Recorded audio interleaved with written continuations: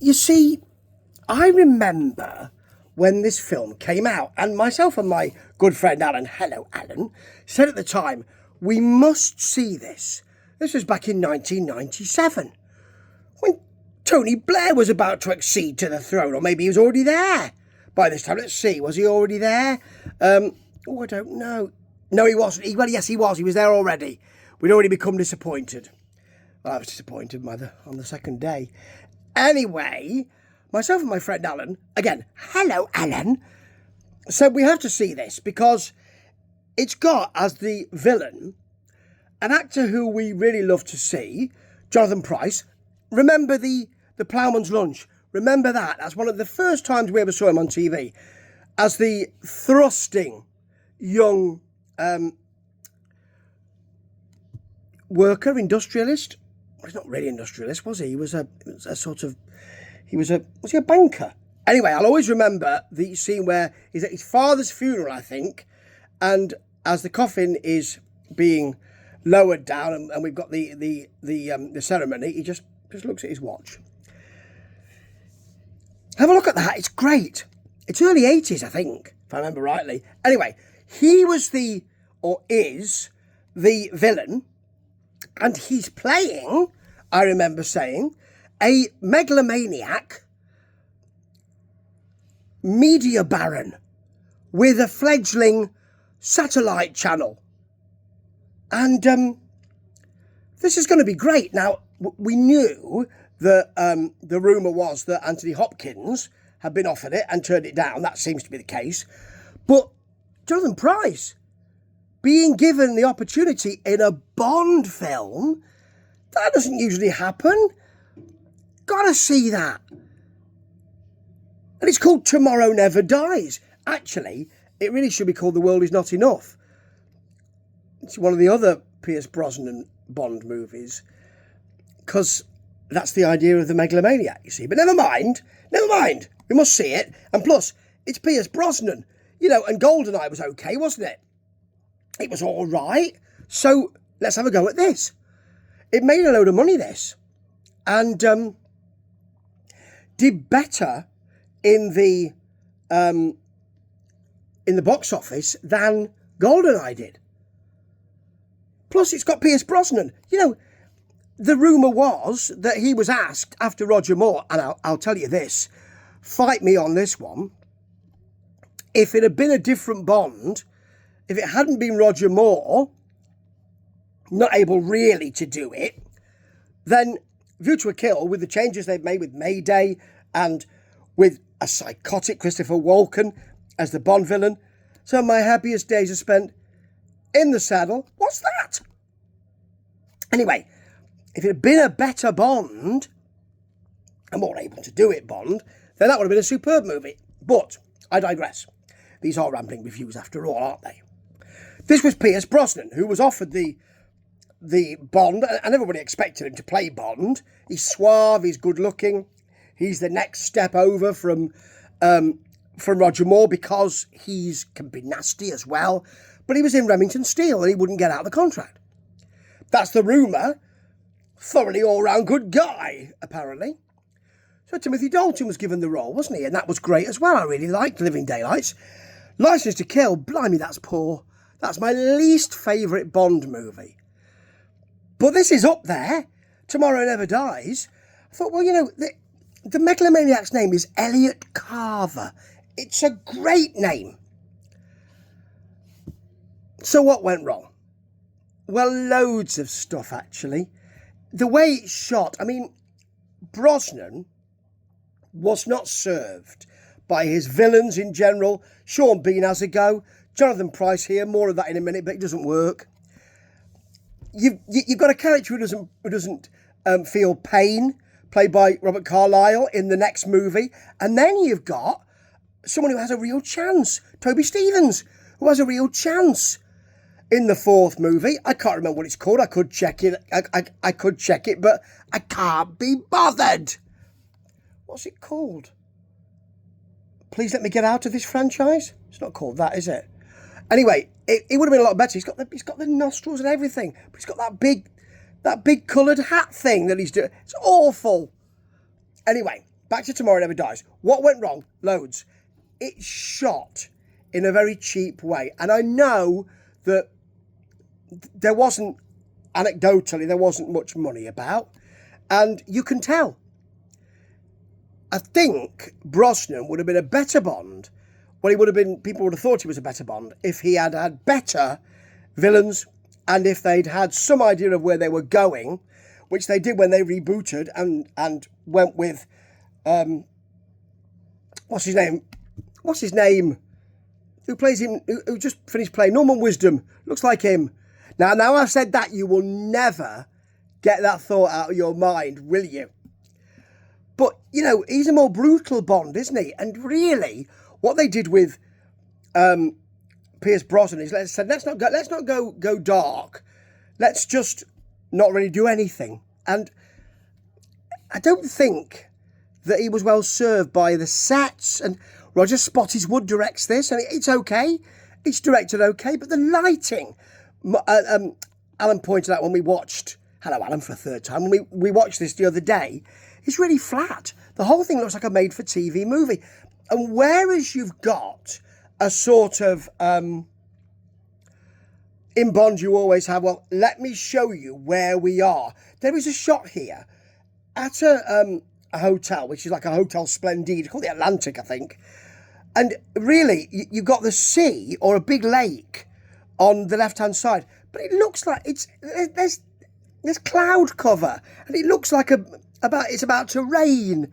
And that's not what Bond is about. Really isn't.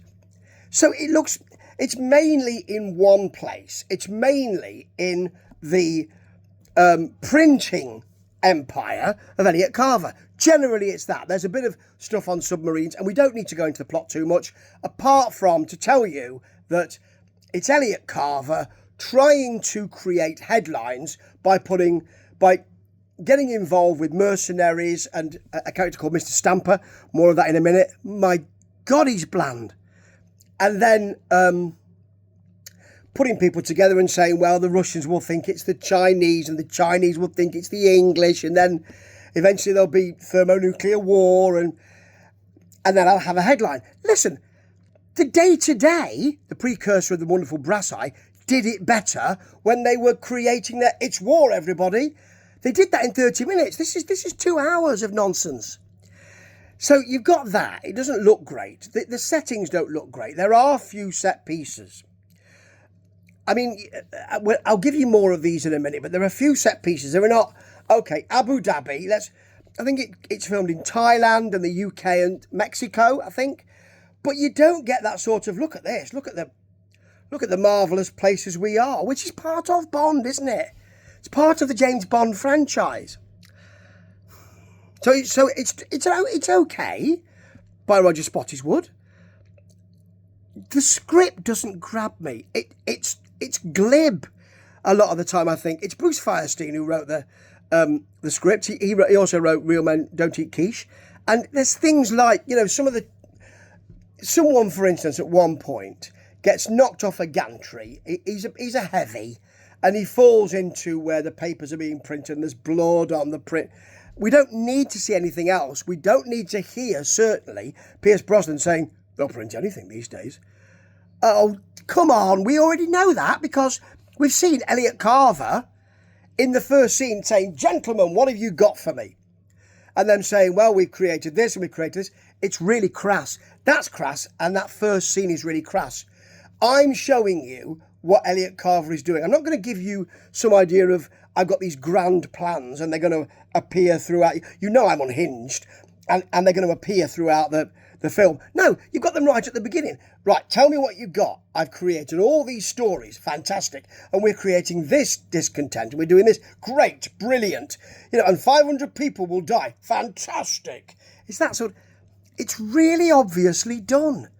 You know, it might as well have a big T-shirt on saying, I'm going to create headlines because I don't really care. I mean, some of that might have to be on the back. But as well as that, let me just have a chat with you about Jonathan Pryce. I don't know what he's doing with this. A bit like Christoph Waltz as Blofeld, Inspector and What's the next one after that? The one that's just A Good Day to Die? Is it that one? Never a Good Time to Die? Whatever it's called. Again, I can't be bothered to look it up. But I have a contention that if you try for something, that even if you don't get there as a Bond villain, you've done something and people will be talking about it. Okay.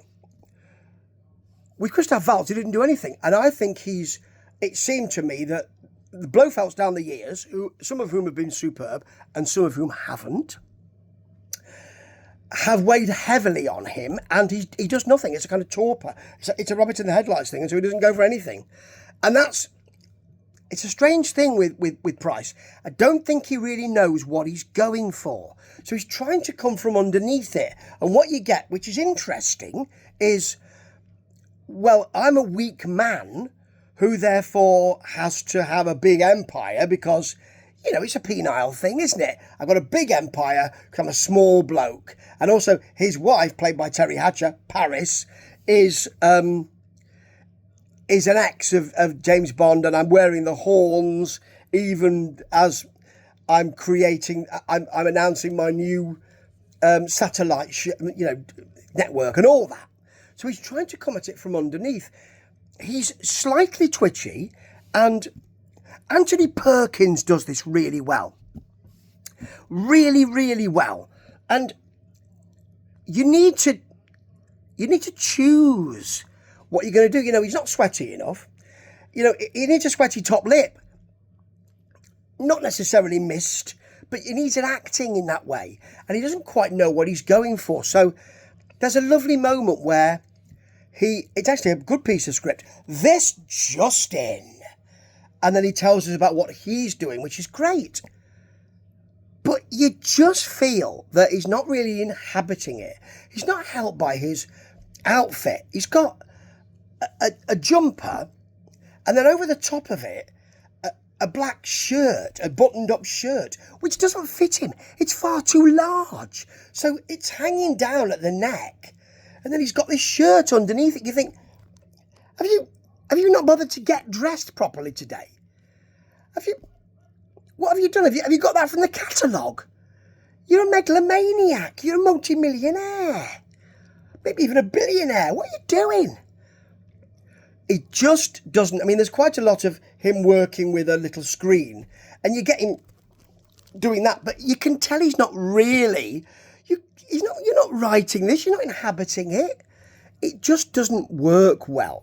Now, Hopkins would have worked well because he would have had the small man syndrome with a Napoleon complex. And let's talk about Citizen Kane. And you get that.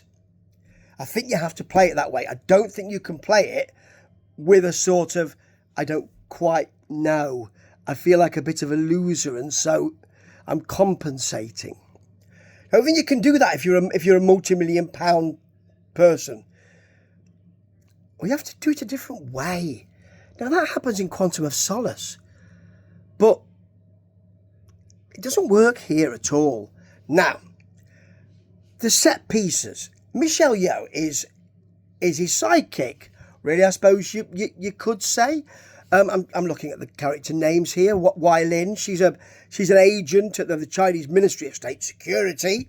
And there is a really good moment where they both are separately trying to infiltrate the building. It's a huge building, and they both jump off the top, being chased by security men. A bit snotty today, a bit snotty. Not. And they both jump off the top, and there's a big picture of Elliot Carver coming down the skyscraper, and they grab hold of it and come down and get halfway down the skyscraper and then kick the windows in. It would have been a lot better if they just got right to the bottom, and I seem to remember them doing this and then just walked away. That would have been lovely. There's also a very extended motorbike where they're handcuffed, and there's a motorbike scene. It's very extended, and it's pretty good, actually, but it's quite prosaic. You don't get any of that, well, now he's in a tank. We've got a car that drives. I mean, looking through the prism of history, you look at the gadget he's got, and it's a little phone type thing, and you know, you think, oh, that looks a bit clunky. That's the issue, isn't it? When Q, who's got one scene here, you know, Desmond Llewellyn is talking about the gadgets, you think, they're not going to look great, are they? Because in the past, we had different gadgets than we've got now. When you concentrate on the computerized nature of them, that's going to change. And I think that the driving of the car, there was an extended scene as well where he's in the back seat driving the car. And there was a lovely moment where he just laughs with joy, does Bond. You don't often get that. He doesn't seem to be enjoying himself, Pierce Brosnan. It seems to be a struggle for him.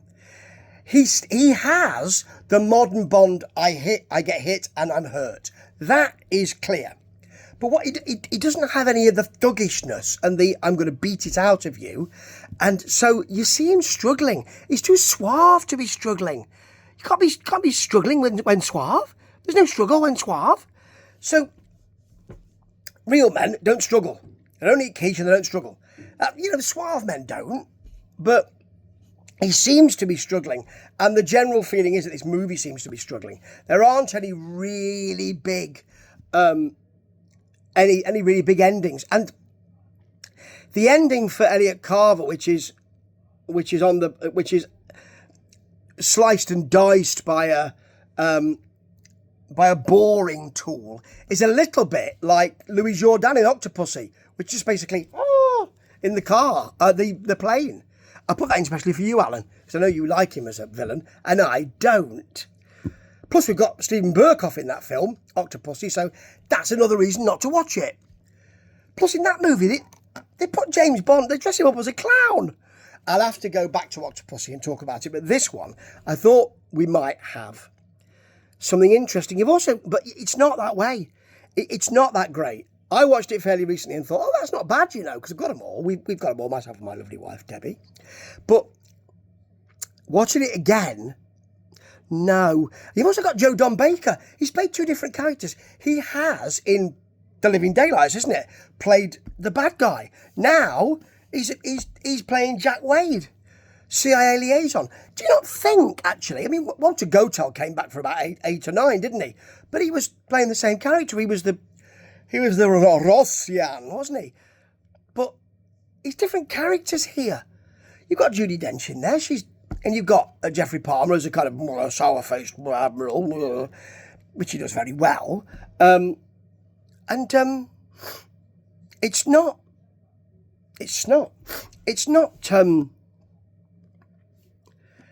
That's kind of top and tailed. You've got Gertz Otto as Mr. Stamper, who basically seems to be wearing leisure wear most of the time. He's supposed to be some kind of strong man.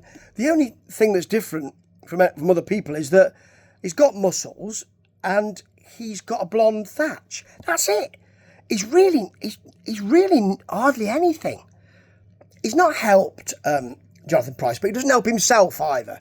So it looks really cheap, this. It looks like it's done on a shoestring, and I'm sure it wasn't. I feel sure that, I don't know what the budget's 110 million. So actually, that's not massive, even in those days, is it? But it made 333 million, so that's great. Great! You know, really wonderful. I love the Bond franchise, love it. But, you know, it just doesn't hit home here. And I do think that Pierce Brosnan wasn't really helped at this time. But you can see him kind of struggling through it. And it makes me think, well, you're struggling through the problems that are not on set. You know, the writing, the characterisation. It doesn't have much to recommend it here itself. Probably the only thing is that motorbike ride. And that, it's a long time to wait. It's 119 minutes, this film, and that's about 10 of them. Ta-ta.